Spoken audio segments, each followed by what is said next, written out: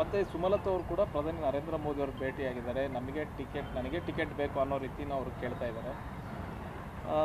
ಮಂಡ್ಯದಲ್ಲಿ JDS ಬಿಟ್ಕೊಡ್ಬೇಕು ಅನ್ನೋ ಚರ್ಚೆ ನಡೀತದೆ. ಇವರು ಕೂಡ ಪಟ್ಟು ಹಿಡಿದಿದ್ದಾರೆ, ನಾನು BJP ಬೆಂಬಲ ಘೋಷಿಸಿದ್ದೀನಿ, ನಾನೇ ಟಿಕೆಟ್ ಕೊಡಿ, ನಾನು ನಿಂತರೆ ಗೆಲ್ತೀನಿ ಅನ್ನೋಂಥ ನಿಟ್ಟಿನಲ್ಲಿ. ಇದಕ್ಕೆ ಈ ವಿಚಾರವಾಗಿ ಯಾವುದೇ ಚರ್ಚೆಗಳನ್ನು ಆಗಿಲ್ಲ. ಬಹುಶಃ ನಾಳೆ ರಾತ್ರಿ ಮಾನ್ಯ ಅಮಿತ್ ಶಾಜಿಯವರು ಗೃಹ ಸಚಿವರು ಮೈಸೂರಿಗೆ ಬರ್ತಾ ಇದ್ದಾರೆ.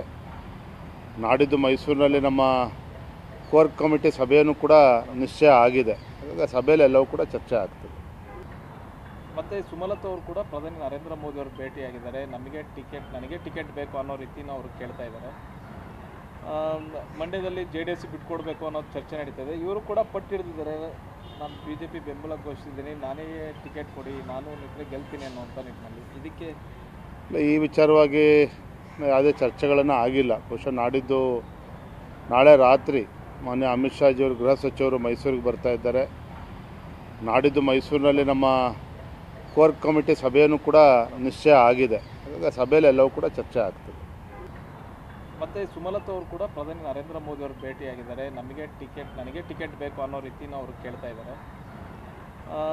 ಮಂಡ್ಯದಲ್ಲಿ JDS ಬಿಟ್ಕೊಡ್ಬೇಕು ಅನ್ನೋ ಚರ್ಚೆ ನಡೀತದೆ. ಇವರು ಕೂಡ ಪಟ್ಟು ಹಿಡಿದಿದ್ದಾರೆ, ನಾನು BJP ಬೆಂಬಲ ಘೋಷಿಸಿದ್ದೀನಿ, ನಾನೇ ಟಿಕೆಟ್ ಕೊಡಿ, ನಾನು ನಿಂತರೆ ಗೆಲ್ತೀನಿ ಅನ್ನೋಂಥ ನಿಟ್ಟಿನಲ್ಲಿ. ಇದಕ್ಕೆ ಈ ವಿಚಾರವಾಗಿ ಯಾವುದೇ ಚರ್ಚೆಗಳನ್ನು ಆಗಿಲ್ಲ. ಬಹುಶಃ ನಾಳೆ ರಾತ್ರಿ ಮಾನ್ಯ ಅಮಿತ್ ಶಾಜಿಯವರು ಗೃಹ ಸಚಿವರು ಮೈಸೂರಿಗೆ ಬರ್ತಾ ಇದ್ದಾರೆ. ನಾಡಿದ್ದು ಮೈಸೂರಿನಲ್ಲಿ ನಮ್ಮ ಕೋರ್ ಕಮಿಟಿ ಸಭೆಯನ್ನು ಕೂಡ ನಿಶ್ಚಯ ಆಗಿದೆ. ಹಾಗಾಗಿ ಸಭೆಯಲ್ಲಿ ಎಲ್ಲವೂ ಕೂಡ ಚರ್ಚೆ ಆಗ್ತದೆ.